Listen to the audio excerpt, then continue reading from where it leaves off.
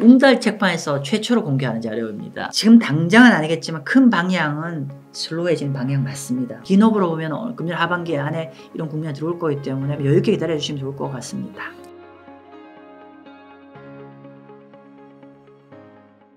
사실은 최근에 이제 미국 국채 금리가 많이 급등을 하면서 많은 분들이 이제 좀 힘들어 하시는데 제가 이 설명 드리기 전에 제가 자주 좀 설명 좀 드렸습니다. 제가 자문 오시는 고객들한테 항상 이렇게 했어요. 우리가 금리 2, 3년 뒤, 일단 제가 첫 번째 항상 말씀드린 게 뭐냐면은 2, 3년 정도 있을 2, 3년 정도 이후의 그림을 보고 국채에 투자하는 겁니다라는 걸 말씀을 드렸고요. 두 번째로는 우리가 2, 3년 뒤에 금리가 내려갈 거로 예상하지만은 2, 3년 뒤에 금리가 내려가지 않더라도 투자자가 곤혹스러운 상황이 되면 안 됩니다라고 말씀을 드렸어요. 즉 금리가 2, 3년 뒤에 내려갈 거로 보지만 내려가지 않더라도 투자자가 어렵지 않기 위해서는 그럼 어떻게 되냐면 그런 어떤 향후 1년 동안 금리가 안 내려가도 버틸 수 있는 힘은 단기 채권을 투자해 놓는 거거든요. 네. 그래서 플랜 A는 중장기로 금리 내려가는 거, 플랜 B는 예상하게 단기간에 금리가 안 내려가는 상황인데 플랜 A와 플랜 B를 동시에 준비하는 포트폴리오를 하십시오라고 항상 제가 말씀드려요. 네. 그러면 장기 채권과 단기 채권을 같이 갖고 있어야 된다는 얘기고 사실 이렇게 되면은 최근에 이렇게 우리의 예상과 달리 금리가 좀 많이 올랐지만 이런 상황에서 사실 그렇게 힘들지 않거든요. 근데 우리네 대다수의 분들이 어떻게 보면은 특정한 ETF, 장기 ETF에 약간 이제 집중되어 있는 포트폴리오다 보니까 현재 좀 힘든 건데 아무튼 방금 제가 앞쪽에 말씀드렸지만 이런 좀 원칙은 좀 지키면서 투자를 하시면은 어떤 경제 상황이 오더라도 그렇게 힘들지 않으실 겁니다. 그리고 제가 미리 좀 말씀드리면 오히려 지금 시점에 그런 방식으로 지금이라도 국채 투자하실 분들은 그렇게 원칙, 그러니까 장단기 채권 포트폴리오라고 분할 매수하고 그리고 너무 이렇게 그 파생상품이라든지 채권 파생상품이라든지 이런 거 안 하고 좀 개별 채권 위주로 하면 뭐 우리가 계속 쿠폰도 받을 수 있기 때문에 얼마든지 예금의 기능을 영위하면서 할 수 있기 때문에 저는 여전히 굉장히 매력적이라고 생각합니다. 어쨌건 간에 우리가 많은 분들이 미국 채권 ETF를 갖고 있기 때문에 최근에 금리 급등이 굉장히 힘드실 거예요. 곤욕스러울 거고. 그래서 그러면 결국 우리가 향후에 대처를 하기 위해서는 금리 급등의 어떤 원인을 정확하게 분석한다면은 어떤 결과의 전망도 예측을 할 수가 있지 않나요? 네. 그래서 제가 최근에 금리 급등 사유는 좀 여러 가지 사유가 동시에 혼재된 상황이죠. 한번 보죠. 보면은 크게 한 3가지 정도 될 것 같습니다. 첫 번째는 일본의 그 YCC 밴드 변경, 뭐 요 가지 밴드 변경과 또 최근에 이제 뭐 지난주 이번 주부터 나오고 있는 중국의 부동산 이슈. 뭐 사실 오늘 시간이 없어서 다 다루지는 못하겠지만 사실 문제가 굉장히 심각하거든요. 그러니까 중국 같은 경우는 GDP의 25% 정도가 부동산이고 중국 부동산이 사실은 이제 중국의 노령화 문제하고도 다 맞물려 있어요. 그래서 여러 가지 문제가 맞물려 있다 보니까 중국 문제는 사실은 이 자체, 그러니까 우리가 지금 당장에 중국이 이것 때문에 글로벌 시장에 엄청난 충격을 줄 거라는 견해도 있지만 저는 이거보다는 중국의 스트럭처, 구조적인 저성장 국면으로 가는 거에 좀 더 주목하고 앞으로 우리가 투자의 아이디어를 얻어야 된다고 생각합니다. 그러니까 예를 들면 중국이 우리가 10년 뒤에는 2, 3% 성장하는 거에도 대비를 해야 된다. 네. 나중에 한번 다음 시간에 제가 왜 한 10년 정도 뒤에 중국 2, 3% 성장 가능성이 있는 건지. 그러니까 그렇게 아무튼 그렇게 보는데 어쨌건 간에 최근에 중국 부동산 문제나 중국 내의 문제 때문에 중국 위안화가 굉장히 많이 하락을 하고 있죠. 맞아요. 그래서 지금 일본의 YCC라든지 중국 위안화가 급락하고 있기 때문에 그러니까 최근에 이제 일본 엔화도 많이 하락하고 있고 중국 위안화도 달러도 많이 하락하고 있어서 결국 외환을 방어하기, 외환 시장 개입을 하기 위해서 미국 채권을 매도를 해야 되는 거 아니냐. 네. 그럼 또 미국 금리가 또 지금 약세인데 더 올라갈 여지가 있지 않겠냐. 이런 우려 하나랑 두 번째는 바이든 정부가 지금 예상외로 굉장히 채권 발행, 그러니까 재정 적자 폭을 늘리면서 경기 부양을 하고 있죠. 그러면 결국 재정 적자가 늘린 것만큼 결국은 그만큼 그 펑크난 것만큼 국채를 발행해야 되고 국채를 더 발행하게 되면은 결국은 채권의 수급, 서플라이 앤 디맨드로 봤을 때 채권 공급이 많아지면 동일한 수요자라고 하면은 채권 가격이 내려가고 금리가 올라가게 되는 거죠. 그래서 생각보다 재무부와 국채 발행망이 많다는 이 부분.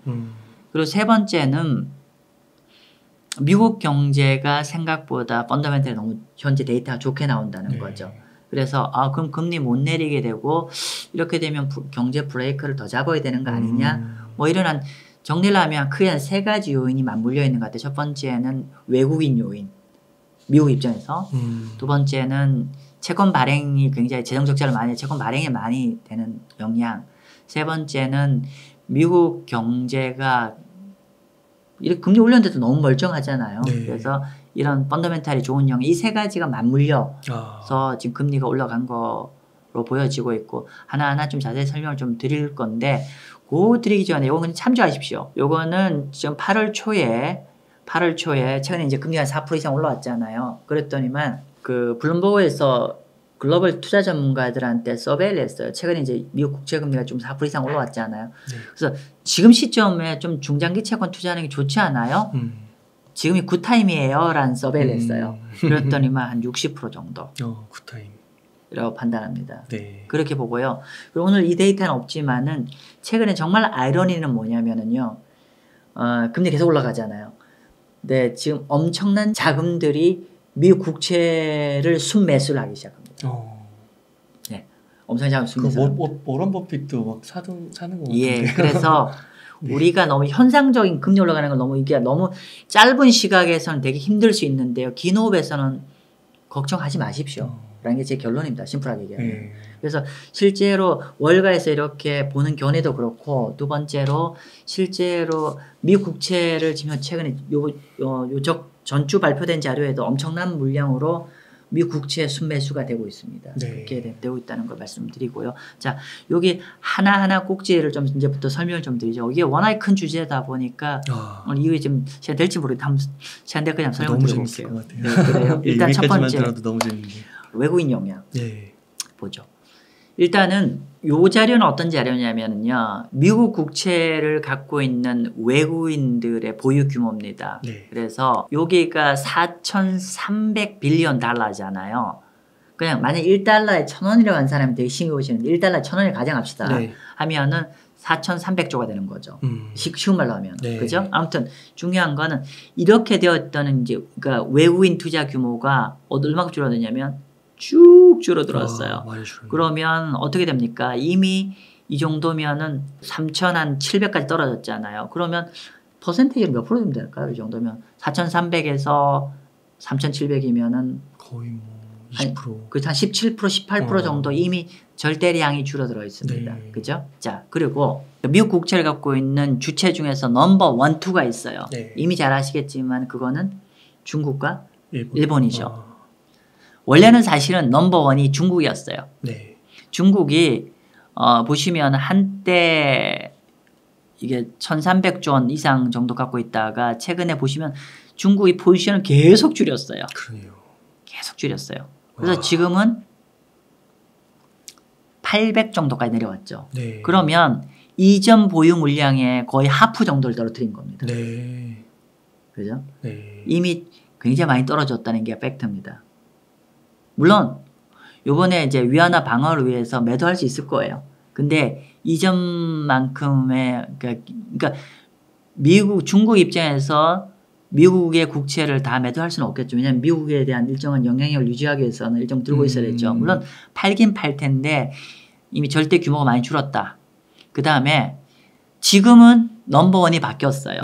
일본으로 바뀌었는데 일본도 작년 중순부터 이미 많이 레벨 다운했죠. 1,300에서 1,100까지 떨어졌어요. 이미 두 양국 모두 다 굉장히 많이 내렸다. 일단 이게 팩트입니다. 이미 많이 줄였다. 그거고 제가 웅달 책방에서 최초로 공개하는 자료입니다. 어떤 얘기냐면은 많은 분이 이런 거 걱정하잖아요. 자, 어쨌건 간에 지금 이제 오늘 제가 자료가 안 갖고 왔는데 달러 대비 엔화가 지금 1,150까지 가고 있고 그리고 위안화가 7.3, 7.4까지 떨어지고 있어요. 이게 둘 다 지금 엄청나게 약세를 가고 있는데 결국 두 나라가 자국 통화를 방어하기 위해서는 일정 부분 국채를 팔아야죠. 미국 국채를 팔아야 되죠. 네. 그러면 이제 뭐 설령 이렇게 줄어들었더라도 또 줄이게 되면 당연히 미국의 장기 국채 금리에 또 영향을 주지 않겠냐 이런 우려감이잖아요. 근데 팩트는 좀 아셔야 돼요. 뭐냐면은 그러면 중국과 일본과 외국인이 주로 갖고 있는 채권이 다 장기 채권일까? 이게 전제가 네. 장기 채권을 잔뜩 갖고 있으니까 그거 팔면은 딱 충격 줄 거다. 이 가정이잖아요. 네. 웅달님도 그렇게 생각하지 않으세요? 네. 그 가정인데 네. 근데 사실은 좀 달라요. 어. 자, 볼게요. 이게 보시면은요.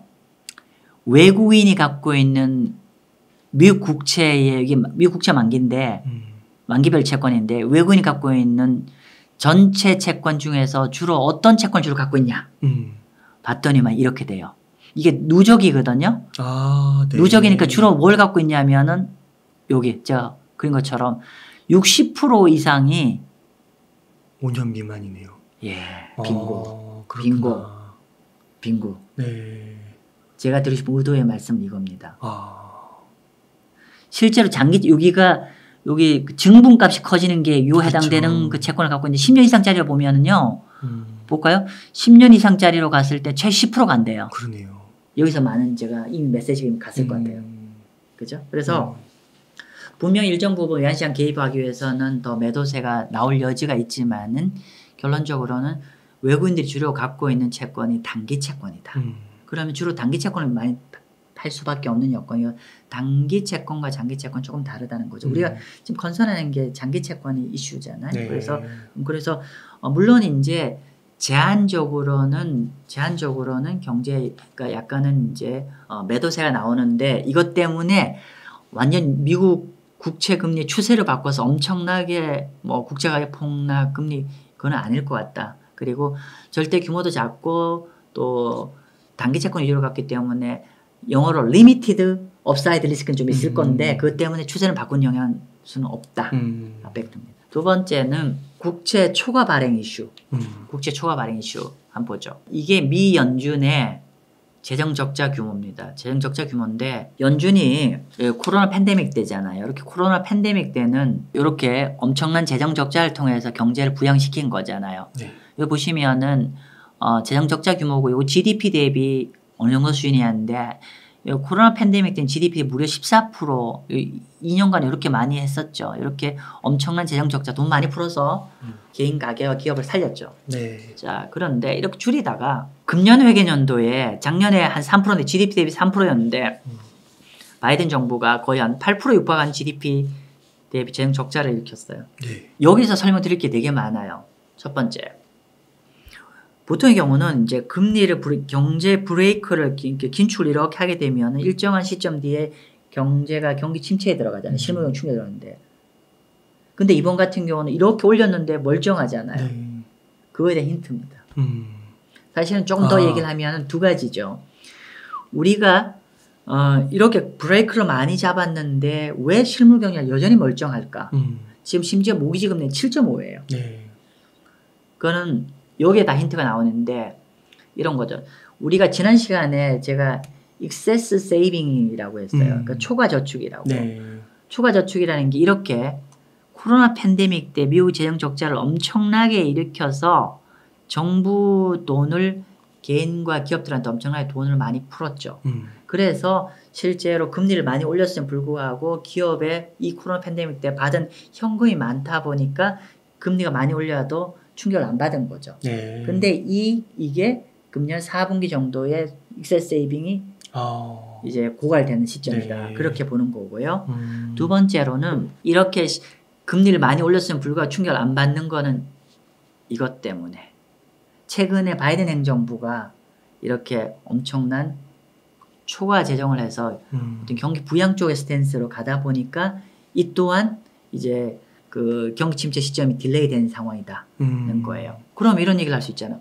그럼 계속 이렇게 더 부양책 내면은 예전에 마 대표가 앞쪽에 얘기하는 것처럼 그렇게 안 되는 거 아닙니까? 라고 하는데 그렇게 안 될 것 같습니다. 네. 그렇게 할 수 없을 것 같아요. 그래서 뭐 결론적으로 아까 제가 서두에 말씀드렸던 경기 침체 시나리오 3가지가 있잖아요. 그 내년 상반기로 보는 시점이 어떤 그동안 긴축을 함에 불구하고 경제가 문제가 안 됐던 버퍼들이 얘는 사라지기 때문에 아까 말한 익세스 세이빙도 금년 한 연말 정도 사라지고 그리고 경기 부양 그러니까 이런 엄청난 바이든 행정부의 이 부양책도 내년 상반기 정도는 이끌고 갈 수 없기 때문에 그렇다는 거고요. 그러면 왜 그렇게 본지 말씀드릴게요. 어쨌건 간에 이렇게 GDP 한 8% 육박하게 재정 적자가 가면서 이제 초과 국채 발행을 한 거잖아요. 근데 여기서 우리가 꼭 명심해야 될 게 뭐냐면 제가 왜 어렵냐고 하면은 이런 거죠. 이 데이터입니다. 이게 어떤 데이터냐면요. 여기 있어요. 미국 정부의 수입이라는 게 연방정부의 수입이라는 게 세금이잖아요. 네. 세금에서 세금에서 이자 비용으로 순내야 될 퍼센테이지입니다. 그랬더니만 네. 최근에 폭증을 하고 있습니다. 이자 부담이 안 되는군요, 더 이상. GDP 대비 14%고요. 현재 GDP 대비 14% 이 레벨은 언제적 레벨이냐면요. 98년 이후에 가장 높은 레벨입니다. 즉 이렇게 엄청난 비용의 정부 지출을 해야 되는 상황이면서는 계속 할 수가 없는 레벨이죠. 그래서 좀 더 부연 설명 좀 드릴게요. 네. 보통 어떻게 되냐면 보통 이제 정부가 적자를 많이 일으킬 때는 어떤 지역이냐면 경제가 되게 안 좋아요. 코로나 팬데믹처럼 되게 안 좋은 상황에서 경기 부양을 하기 위해서 적자 재정을 해서 채권 발행을 그러니까 적자 재정이라는 게 뭡니까? 정부가 엄청나게 돈을 쓰고 그 펑크 난 것만큼 국채를 발행해서 되는 건데 근데 즉 정리를 하면은 일반적으로 그러니까 적자 재정을 할 때 국채 발행물을 많이 할 때는 경제가 되게 안 좋을 때 하잖아요. 네. 그럼 경제가 되게 안 좋을 때니까 그때는 금리가 낮죠. 네. 그러면 정부 입장에서는 이자 비용 부담이 되게 많이 발행하지만 이자 비용 부담이 별로 없잖아요. 그렇죠. 즉 경제가 나쁘니까 이때 여러 가지 국채 발행하더라도 싼 금리에 엄청난 정부가 재원을 마련할 수 있잖아요. 네. 근데 지금 어떠세요? 지금은 금리가 지금 경제 여전히 좋잖아요. 여전히 좋은 상황에서 지금 확대 재정 정책을 확 펼친 거잖아요. 그러면 경제가 좋은 상황에서 확대 재정을 하니까 금리가 확 튀어 올라왔잖아요. 네. 금리가 4% 넘은 상황이에요. 그러니까 이렇게 이자 비용 부담이 폭증을 한 겁니다. 그렇죠.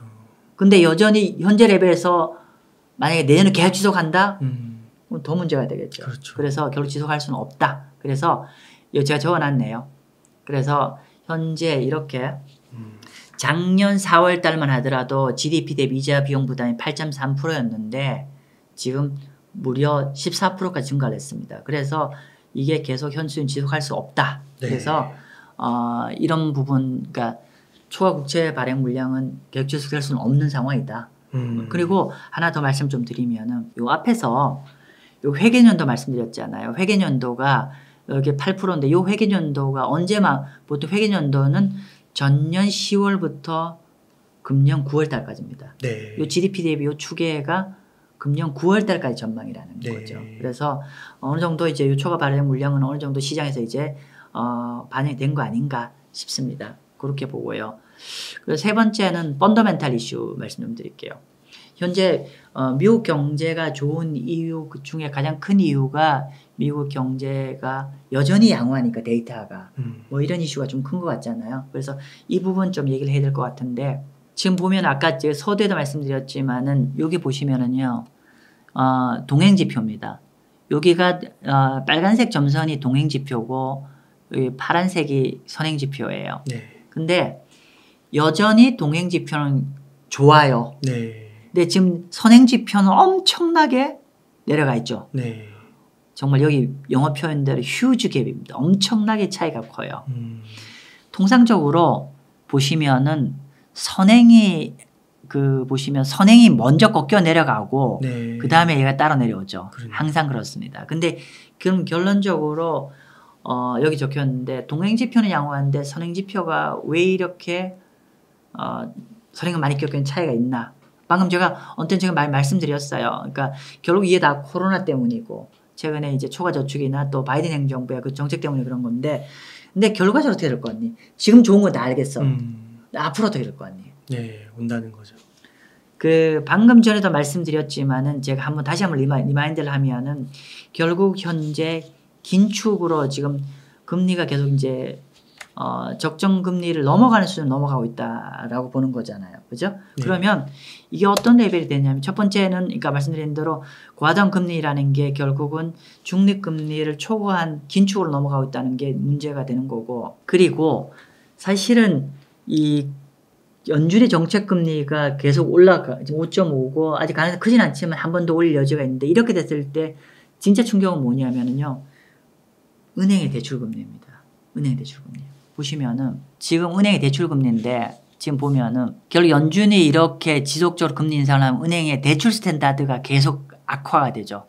대출 스탠다드가 계속 악화가 되면은 결국은 실물 경제에서 우리가 이거는 뭐 제가 긴 설명 안 드려 너무 알 거예요. 그러니까 결국 미국의 정책 금리 계속 올라가면은 당연히 은행의 대출 기준이 올라가게 되고, 대출 금리가 오르면 대출이 이렇게 쪼여들게 되면 결국은 개인들이나 기업들이 시차를 두고 어려울 수밖에 없습니다. 이건 뭐 긴 설명 안 드릴게요. 그런 거고요. 그 다음에 지방은행 얘기할게요. 리저널 뱅크. 네. 리저널 뱅크가 결국은 이제 리저널 뱅크가 지난 3월 달에 실리콘밸리 사태가 발생한 이후에 정부가 조치를 취해서 여전히 해소를 했는데 결론은 해결된 게 없어요. 리저널 뱅크가 여러 가지 좀 문제가, 이게 되게 중요한 고리인데 네. 이게 얘네들이 해결이 안 되면 문제가 굉장히 많을 여지가 있는데, 첫 번째는 볼게요. 이게 뭐냐면은 지금 여기 보는 BTFP라고 뱅크 텀 펀딩 프로그램이라고, 이게 지난 3월 달에 연준이 실리콘밸리 은행이, 그러니까 그런 리저널 뱅크 어려우니까 언제든지 쓸 수 있게, 마치 한국말 표현하면 어떻게 하고 그냥 언제 쓸 수 있는 그러니까 긴급 자금 네. 풀을 만들어 준 거죠. 네. 그런데 이후에 보니까 이 파란 색깔인데요, 레코드 하입니다. 사용량이. 즉, 그러니까 계속 긴급 여기 BTFP 자금의 사용이 계속 늘어가고 있다는 거는 무슨 말이냐면은 여전히 딴 데서 자금 정상적으로 조달하기가 어렵다는 거죠. 펀딩의 에러가 계속 있다는 얘기예요. 네. 이게 금요가 계속 커지고, 이게 줄어들어야 되는데 계속 커지고 있죠. 네. 참고로 이거 9개월 뒤에는 그러니까 한 6, 7개월 뒤에는 이걸 다 상환해야 되거든요. 임시로 만들어준 거니까. 네. 근데 결국은 이제 정상적이면 이걸 만개 갖고 오니까 그래서 이제 여기 사용되는 자금을 줄이고 다른 데 정상 펀딩을 해야 되는데 오히려 늘고 있어요. 그러니까 펀딩 리스크가 계속 있다는 얘기죠. 네. 첫 번째 그런 거고. 두 번째는 최근에 국채금리가, 여기가 요 국채금리입니다. 국채금리를 뒤집어 놓은 겁니다. 아래가 그래서 국채금리 올라가는 겁니다. 요거는 은행주 미국 리저널 뱅크 ETF인데 어떤 얘기를 하고 싶냐면은, 우리가 지난 3월달 실리콘밸리 사태가 발생할 때 우리가 그 중요한 어떤 트리거가 뭐냐면은 이들 은행이 갖고 있는 미국의 중장기 국채가 금리가 급등을 하면서 평가손이 굉장히 많아서 문제였다고 말씀드렸잖아요. 네. 근데 최근에 금리 계속 올라가고 있잖아요. 네. 그러면은 그 문제 다시 본격적으로 생겼죠. 자, 볼게요. 이게 그 국채금리인데 뒤집었으니까 요 직전에 오늘 미국 국채 10년짜리는 약간 쌍봉을 찍은 상황이거든요. 네. 4.3을 찍어서. 그래서 보면은 국채금리가 지금 작년 10월 말 11월 달에 이렇게 올랐어요. 엄청나게 오르고. 근데 실리콘밸리 사태 언제 터졌다? 한 분기 뒤에 터졌죠. 이건 주가로 차트하는 건데 확 빠졌잖아요. 그러네요. 그죠? 네. 근데 다시 그 레벨로 금리가 이렇게 올라왔어요. 한 분기 뒤에. 그럴 여지도 있다. 그러면 왜 그렇게 보냐면은 이런 거예요. 지방은행이 중요한 거는 뭐냐면 지금 어쨌건 지방은행들이 펀딩 이슈가 계속 있다는 거고, 이게 클리어하잖아요. 네. 지금 우리 상업용 부동산 계속 얘기하고 있잖아요. 네. 상업용 부동산 얘기 계속 하고 있는데, 미국 상업용 부동산의 대출의 70% 이상이 리저널 뱅크가 나가고 있어요. 지방은행에서 주는 거군요. 근데 지금 금리 인상에, 연준 금리 인상에 가장 충격이 상업용 부동산이 있어서 지금 갚지도 못하고 있고 뭐 여러 가지 이슈가 있어서 결국은 상업용 부동산이 계속 문제가 되면 그걸 익스포저를 가장 많이 갖고 있는 리저널 뱅크가 문제가 될 여지가 있죠. 그러니까 네. 결국 CRE도 금리 인상에 충격파를 되는 거고, 근데 그걸 많이 갖고 있는 게 또 얘들이 갖고 있는 거고. 그리고 자체적으로 미국 국채도 많이 갖고 있어요. 다시 금리 올라가면 이런 문제가 또 알게 되고. 그리고 근데 요번에 이제 실리콘밸리 사태 이후로 미국이 리저널 뱅크를 관리하기 시작하잖아요. 그러다 보니까 대출을 함부로 못하게 한 거죠. 네. 그러다 보니까 또 이 대출 함부로 못하게 되면 문제가 뭐냐면은 미국 리저널 뱅크를 주로 거래하니까 미국 중소기업들이란 말이에요. 중소기업들이 또 대출이 어려워지는 거죠. 네. 그럼 중소기업 대출이 어려워지면은 결국 중소기업들이 빈 센티멘트가 줄고 결국 중소기업들이 미국 고용의 절반 이상을 창출하고 있거든요.